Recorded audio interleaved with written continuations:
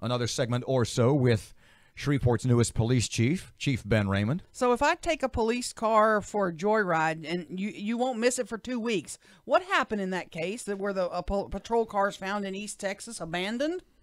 I wish I could tell you the full details of what happened, but I'm not aware myself. We have an investigation ongoing at this time. So before I kind of explain the car situation, I do want to say that there's absolutely no excuse. There is no excuse for a car missing for 2 weeks. Especially if we determine that one of our employees knew about it and did not report it. So I will say that first. I will follow up by saying we have over 500 units assigned to the Shreveport Police Department. So it's not as easy as every day at the end of the work, which obviously our work never ends, going outside and counting 520 vehicles and saying, okay, we're all good.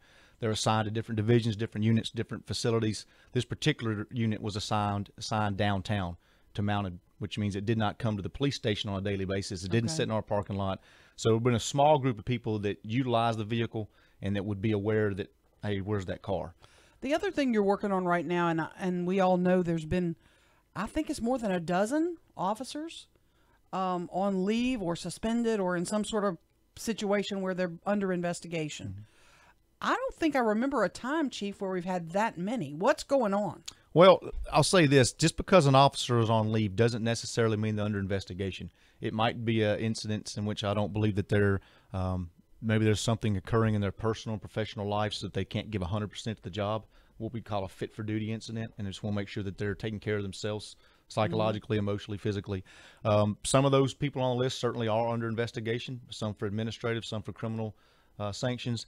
I don't know that it would be fair to say we've never had that many officers off before. I think that of everything that's happened within the last few weeks, it's just kind of come to the forefront of what's going on here. But what I can tell you, my philosophy is that we should be held to a higher standard of integrity, morality, our ethics, and I hold myself to that standard. I'm going to hold my officers to that standard. So if you do something that violates the public's trust, criminally or administratively, then we're going to hold you accountable. You were the interim, the substitute chief for, I guess, right around a year, I guess. Yep. 10 months. It's kind of like being an interim football coach. I would think in that you can't, and correct me if I'm wrong, you can't fully implement the plan you want because you ain't the guy yet. Now you're the guy. Is there going to be a change? Are the officers under you going to see a change, not necessarily in your management style, but in some of the way things are done, plans that are implemented? Yes, certainly. I will say that when I took the job, I told myself I'm not going to go in there and babyfoot around and let's see if I'm permanent. I started making immediate changes, and I think that's why you've seen immediate results. There are some long-term goals. One example would be a compressed work week. We're looking at offering our officers a compressed work week. So you work more hours in a day, fewer days of the week, gives you more time off. It's one way to help build morale.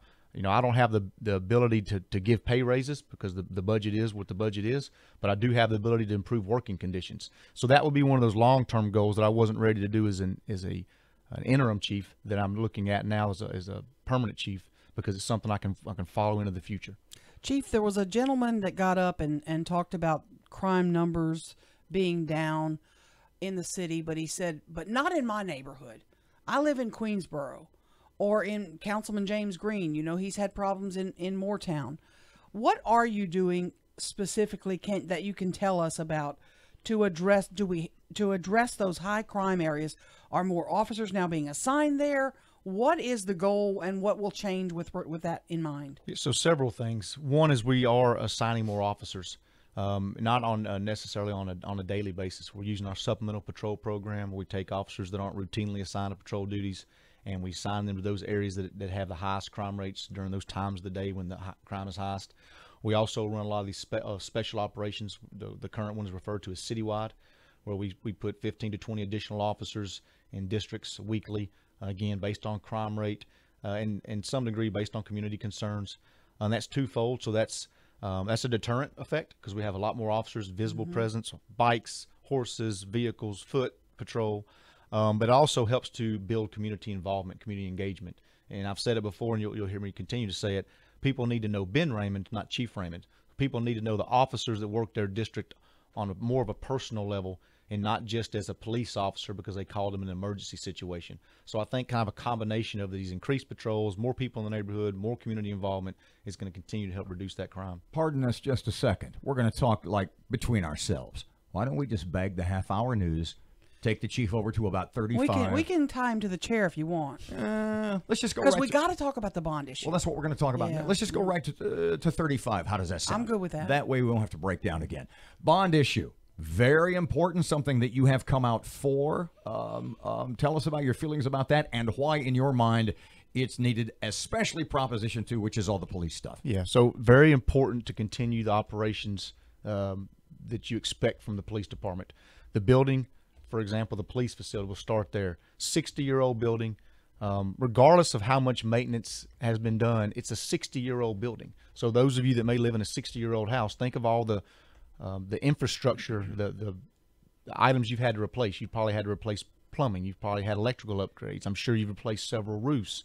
And you got health problems in that building, too. Yeah, so right. So we need a new building. So that's going to make our operations more efficient. We're going to actually design the building for a police department. I don't know if you've ever been to the police department, but on a daily basis, people wander around aimlessly, and it's not their fault. It's our fault. I did, yeah. You have to go to 4 different locations depending on what you want. Do you want to make a police report? Do you want to make an accident report? Do you want to buy an accident report? Do you want to talk to recruiting? Do you want to talk to a community liaison officer? So it's not user-friendly.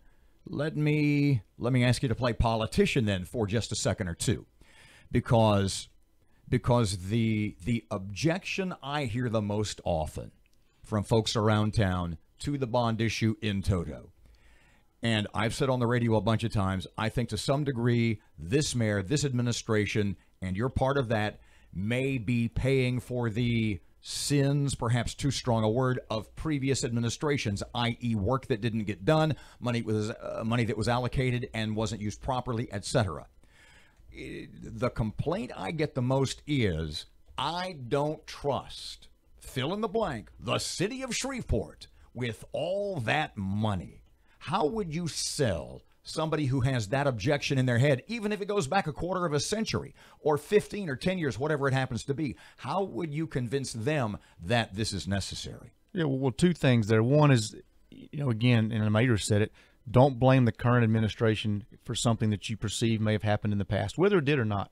Secondly, we have about a $500 million annual budget, the city as a whole. So to say that we can't adequately spend or keep up with $186 million, it doesn't make any sense to me. The police department budget alone is almost $60 million. Our proposed budget for next year is over $60 million. So we spend large amounts of money. We accurately track and spend millions and millions of dollars, hundreds of millions of dollars on an annual basis. So $186 million is really not a large amount of money for a city the size of the city of Shreveport. You will be, I'm sure, going out. There's a meeting tonight, a public meeting for the community. Mm-hmm. You'll be doing that as often as you can, I guess, to pitch this to the public, correct? Yes, definitely. What are the biggest concerns you're hearing from members of the public? What are they most worried about with regard to this bond issue? What I hear is really not concerns, it's more questions. People are very interested in the substations. Exactly what is that going to entail? And will they be open 24 hours a day and 7 days a week? And will it be staffed? And where will it be? And so I answer as many of those questions as I can. You got to be staffed 24/7. It's going to have officers closer to where you live. It's going to improve. It's going to increase the amount of time those officers can spend on patrols, not driving back and forth to the police station. It's going to improve the maintenance and fuel economy of our vehicles. So very few people have been outspoken against, especially public safety aspect of the bond proposal. It's been more questions, and I've got very positive comments about improving and increasing our footprint in the city. You said something at the council meeting that people may not have heard yet about your command staff. You are moving forward with the folks that are going to work with you. Can you tell us who you've got lined up already and what you're looking at for other spots? So when I talk about command staff, I think of those the rank of captain and above. I've got 14 captains and 4 assistant chiefs of police that I don't get to appoint. They're based on civil service law. And most, all of them have 30 years or more on the police department. So we're talking about an older generation of police officers. So I've appointed a provisional chief administrative assistant in Marcus Mitchell. Marcus Mitchell is a young guy. He's several years younger than me. He brings something different to the table. So you've got myself and a bunch of 30-plus year tenured officers making decisions, when now I can bring Marcus in. Say, hey, let's get a different opinion. Let's get, what does the younger generation think? What do the millennials think? What do you hear, since you're just coming from that officer corporal environment? Give us your opinion. And then I've got 14 very competent applicants for the deputy chief position that we're going to narrow down in the near future and make a selection there. And I want to get, again, somebody that doesn't look like Ben Raymond or the rest of the command staff or Marcus Mitchell. Let's get a third personality in there with their own background that brings their own things to the table, so we can really get a true understanding of what the citizens, what the police department needs and wants.